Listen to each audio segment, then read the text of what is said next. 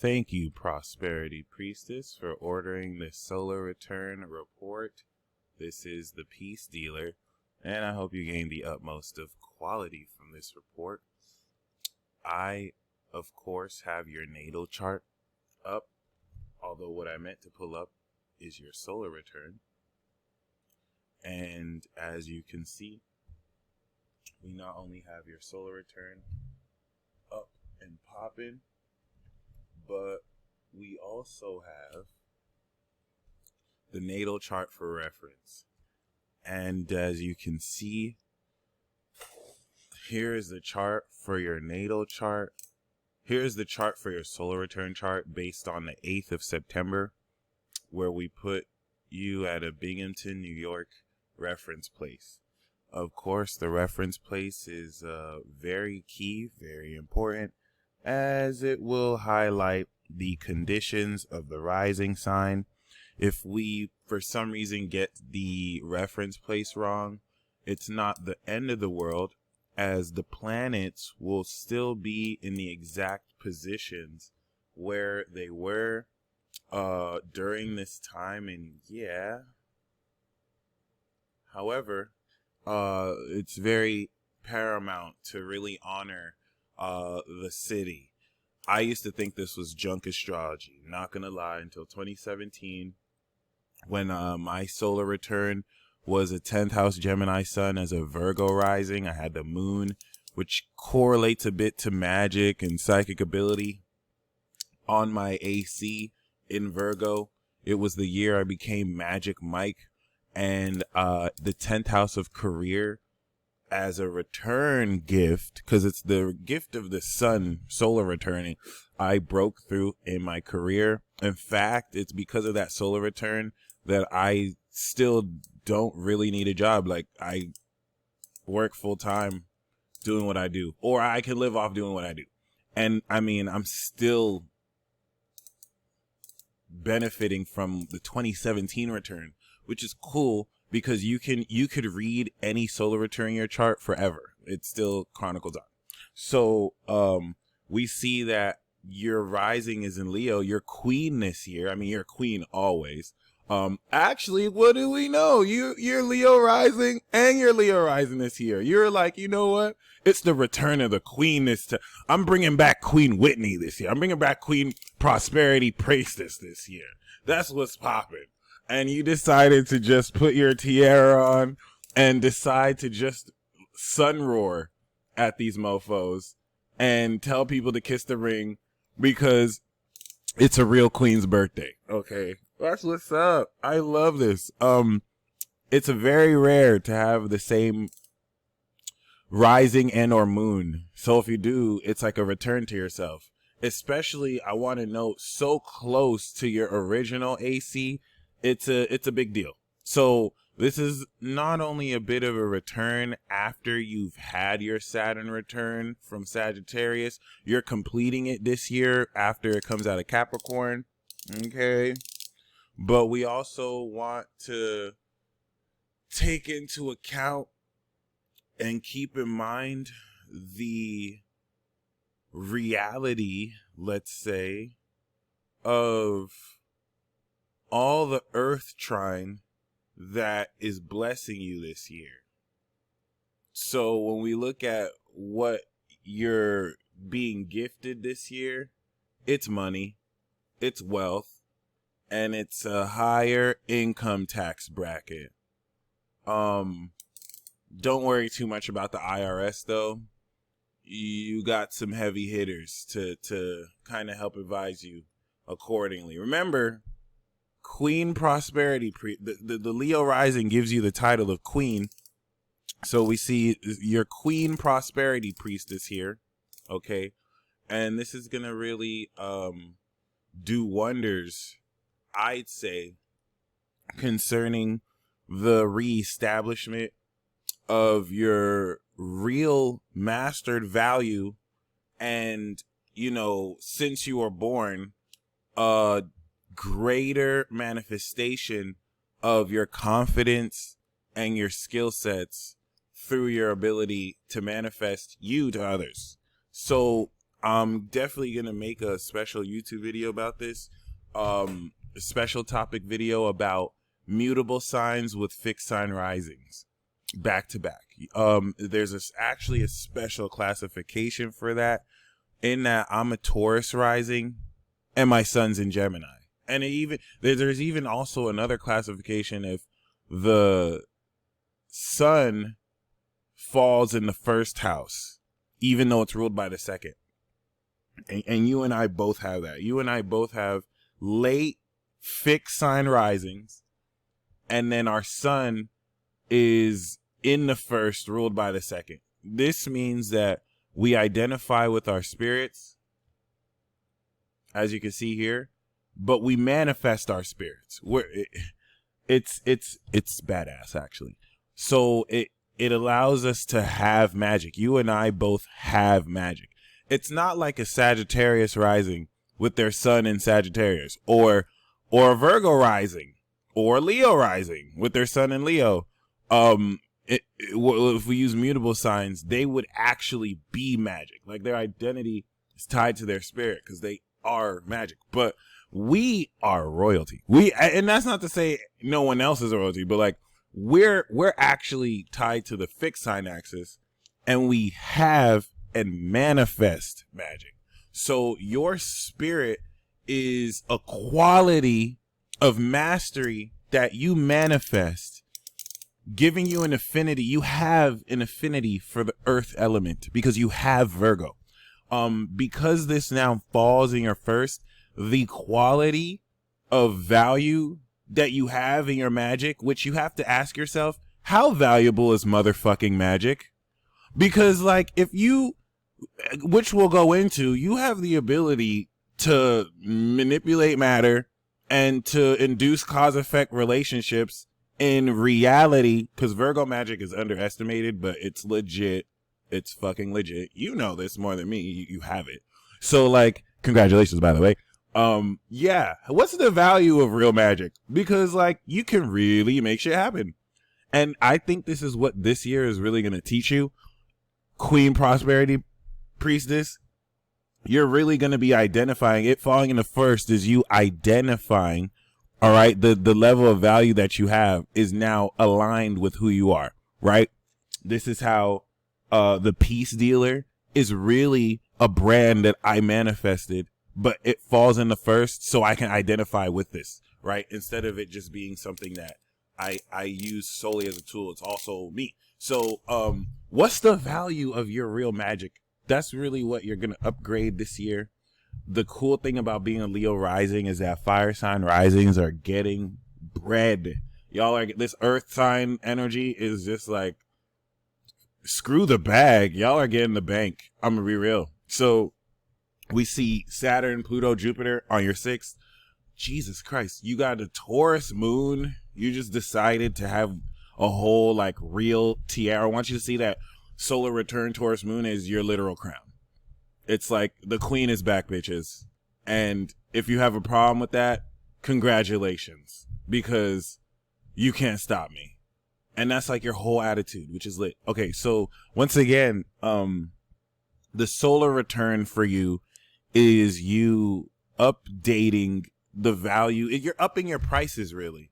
You're updating the value of magic that you personally manifest. This is your magic. No one can take this from you. It's your spirit, which is so gangster.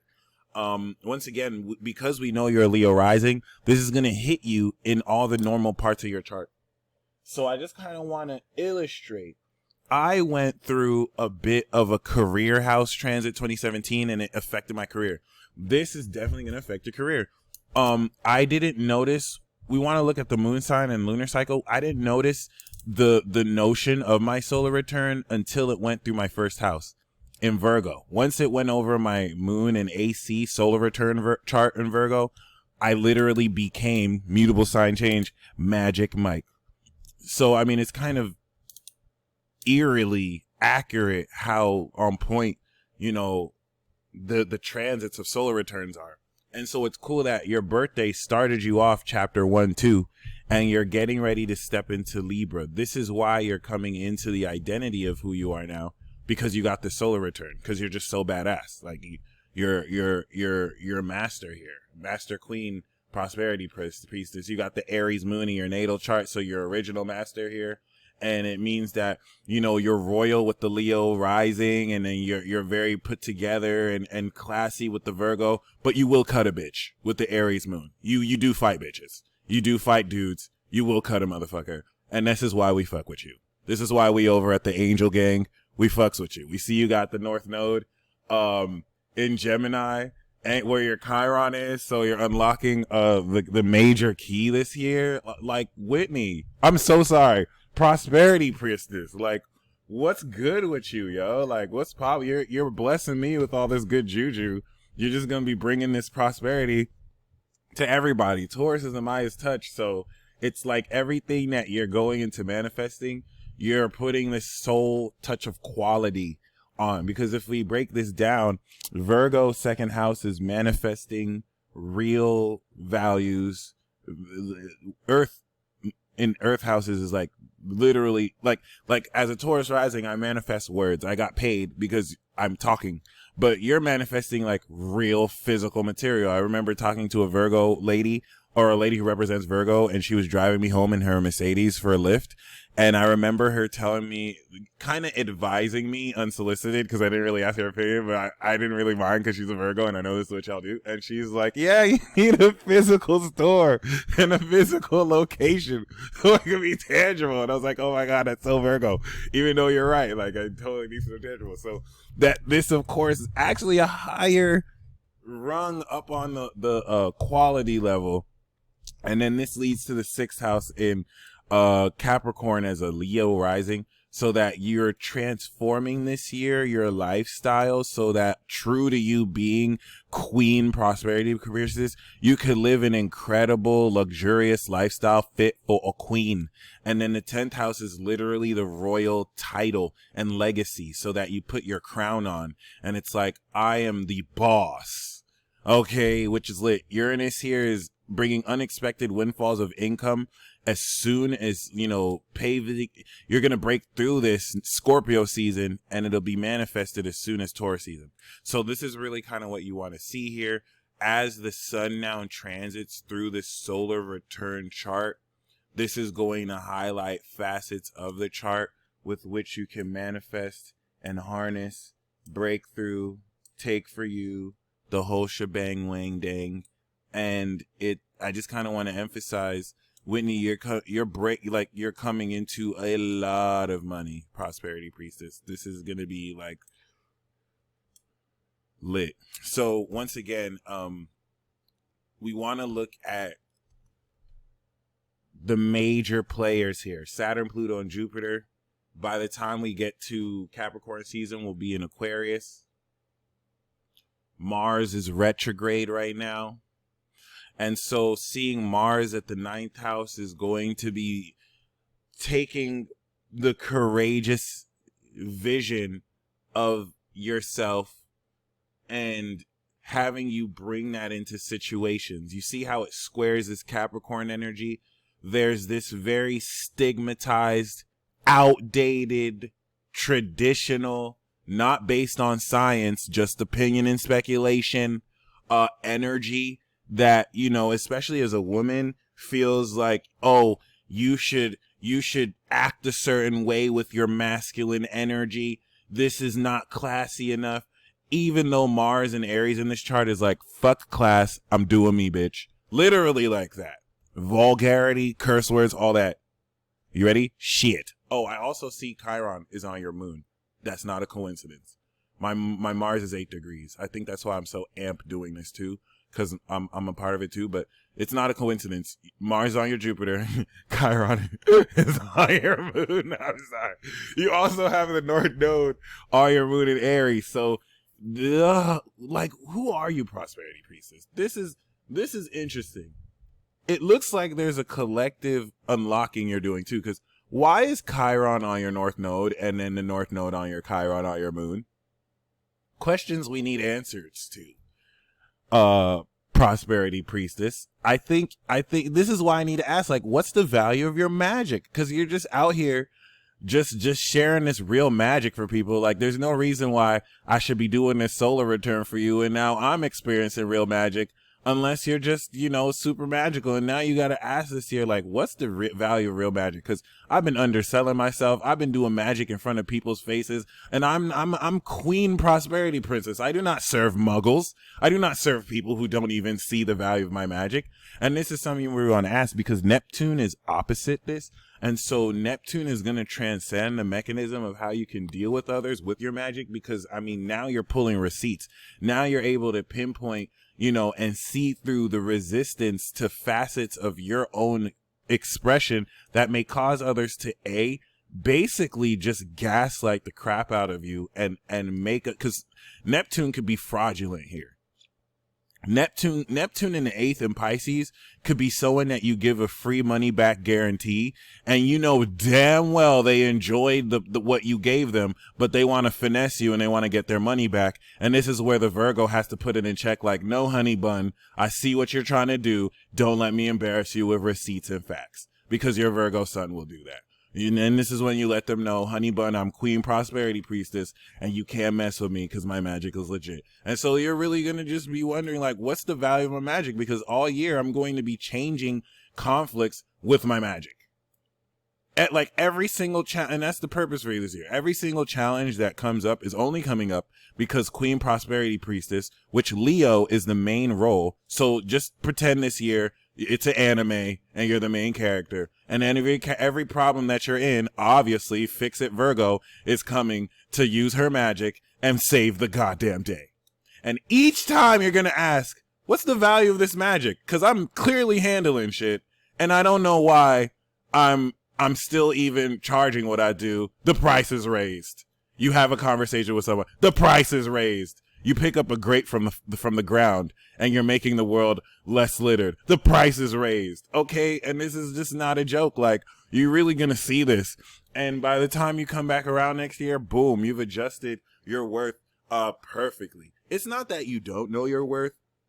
It's that you still live in a system. And so you've had to adjust, you know, inflation and prices. And this is the year the flip switches, and your Mars and Aries is like, F that, F that, F that, son. F that, son. I'm gonna charge what I know I'm worth. So a huge deal of this is that Mars in the 9th, which is going to equip you with just powerful beliefs about yourself that really doesn't matter what outdated traditions feel is right or wrong. And I'm talking about heavily jaundiced, prejudiced vibes that feel justified in judging you when they really don't. Everything they're judging you on is not based on science. It's not based on truth. It's just a bunch of old ass people who have these opinions and feelings, and young ass people who have judgments who are stupid. Who're stupid. And no one knows that more than you, Queen Prosperity Priestess. You're Virgo. Every Virgo sun right now knows how fucking stupid people are. And it's like the craziest party all day, because that's all y'all have to deal with. And who is the universe who do you think the universe is sending stupid people to get the facts? Virgo. This is not fair to y'all. I'm just not mad because they're not sending him to Gemini, and I don't want to complain before they come to us. So, like, keep that in mind, because North Node Gemini is your destiny this year. You're unlocking your soul. You're unlocking facets of your soul that will reclaim assertion out of the vulnerability that has kept you inhibited. Being born late 80s with Saturn that squares your sun, this is where, to establishment and a lot of generally accepted practices, you put your middle finger up or vibrator and you're like, I'm in this biatch and I set the rules for my life. So from Virgo season to Capricorn season, you're setting this underway. By the time we set into Sagittarius season, you have already pretty much not only defined your worth and spread this attitude. Libra season is very important because of the square to your 6th. This is what's going to now set the social attitude for you to confront others about your worth and to share how much you've grown. You're not fighting people. You're not shoving it down people's throats. You're letting people know, hey, boo-boo, I got the magic. Do you want it or not? Do you want it or not? See, that attitude is your Mars retrograde on your moon, and it's like, I know my power, and I'm dealing with you raw cut and original. What's poppin', B? What's poppin', B? And then this is gonna be squaring to Capricorn, and people are like, oh my God, this is a different prosperity priestess. I mean, I like it, but I don't know how comfortable I am. And then you're just gonna reinforce it, like, you don't have to be comfortable. It is what it is. Are you messing with me or not? And then boom, you go into Scorpio season. This is going to oppose the Taurus, and you need to ground all this regal worth in this sense of wisdom and just deeper confidence. This is going to unlock secrets about the mode with which you can go hard, so that once we go into Sagittarius season, boom, baby, it's eclipse season, and now you're grounding out all the amazing talents with which you can further augment the skills with which your magic allows you to affirm this self-esteem and confidence by showing and proving what you got.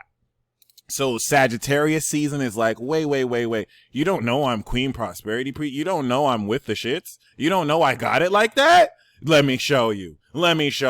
Because this is everything that you were telling people Gemini season. Gemini season, you're like, I don't know what's wrong. Like, I've only showed y'all that I'm with the receipts and I got the facts. Just listen to the average young Pharaoh. And I'm posting this on YouTube. If you think I'm lying, go watch any YouTube video by young Pharaoh, who is another Virgo, in the month of June or Gemini season. All he was saying is like, I've been told you people this. I've been saying, he says this all the time. That was every Virgo. Y'all thought that was just young Pharaoh. That was every Virgo, because y'all been doing that work.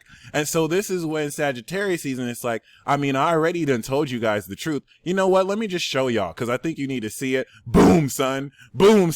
Who else is doing this magic like me? Nobody. I thought so. Boom, son. The price is raised, baby. The price is raised. I thought so. Then you're going to go into Capricorn, and then all this change that has happened since Virgo to Capricorn season, boom, son.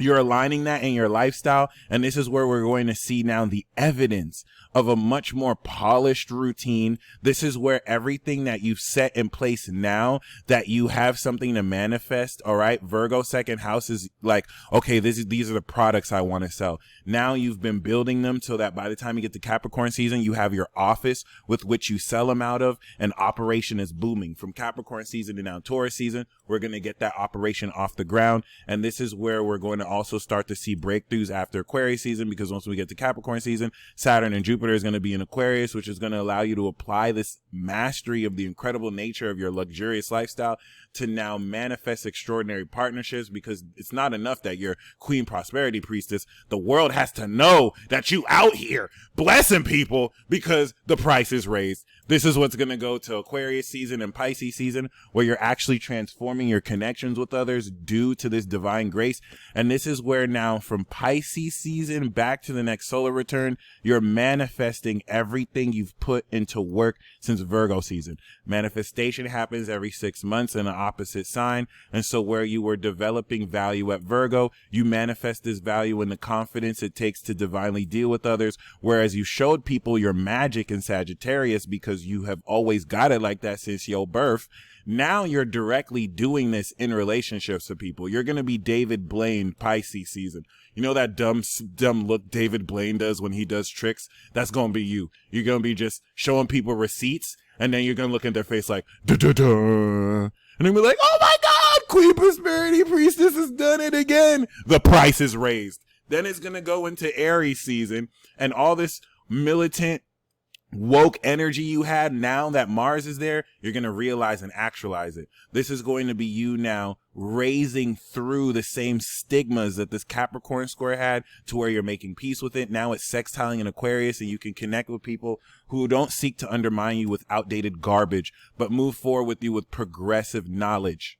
This is going to go into Taurus, where you've now attained the crown. This is where you're now manifesting the foundation of your career goals that you set Scorpio season, leading into Gemini, that final eclipse that's going to very magically and accordingly connect you with the collectives that aid into your expansion and also align with the creative talents of the magic you're manifesting, which subscribe to it. That's going to lead now to Cancer, where the work you did Capricorn season to establish new habits and routines of a luxurious lifestyle, it's completed.